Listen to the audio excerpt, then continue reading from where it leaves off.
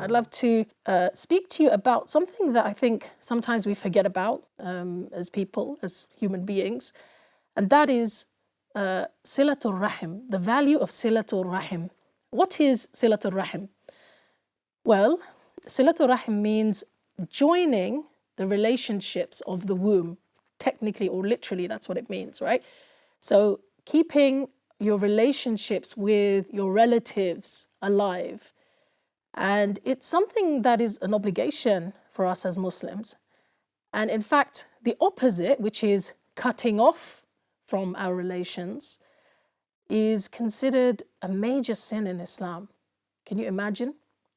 And the Prophet ﷺ actually said to us that whoever loves that he be granted more rizq, more wealth, and be given a longer life, then he should keep good relations with his kith and kin. SubhanAllah.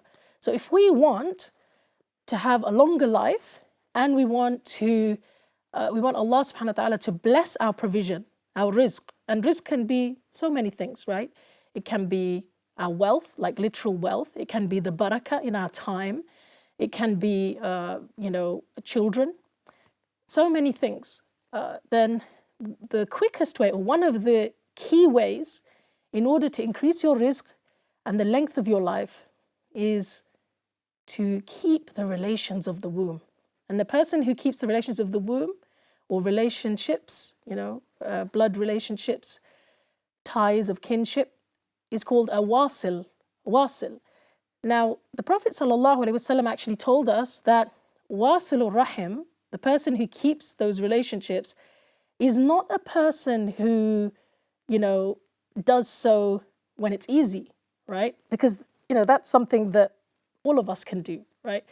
It's actually when somebody is cutting off from you, when one of your family members is maybe treating you badly, or who doesn't want to keep in touch with you, or is avoiding or neglecting keeping in touch with you, and you still proactively try to keep in touch, you proactively, invite them, you proactively go out to seek them, find out how they are, phone them, give them gifts, all of those kinds of things, then that is what awasilur rahim is actually. And of course, those of you who are listening and viewing from all over the world, you'll know that that's not easy, is it? It's not easy at all. The easiest thing to do is when somebody isn't being very nice to you, or somebody isn't really proactively seeking connection with you, to kind of leave them, right? And ignore them. But subhanAllah, our deen is so beautiful.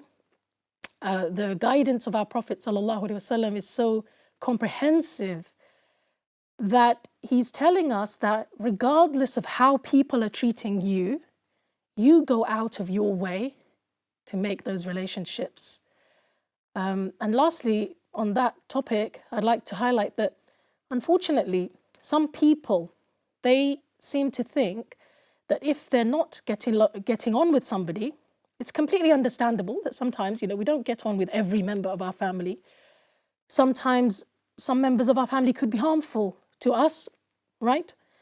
And it's completely understandable to kind of maybe have a little bit of a distance. Not to cut off. Cutting off, by the way, means you don't, say salam to them, or you don't, reply to their invitations, or that you're not leaving the doors of communication open. You've completely kind of withdrawn. It's completely understandable to kind of have a bit of a distance, that might be necessary. But unfortunately, some people, they use their children in order to seek revenge, or to weaponize, they weaponize their children against their relatives, or they weaponize, a wife or an ex-wife might weaponize her children against her ex-husband, or an ex-husband might weaponize his children against his wife. This is a very despicable thing for people to do. We should not be doing that. If you have a personal problem with somebody, that's your personal problem. Children and other relatives, we should try to minimize the effect on them and allow them to have a good relationship as much as possible.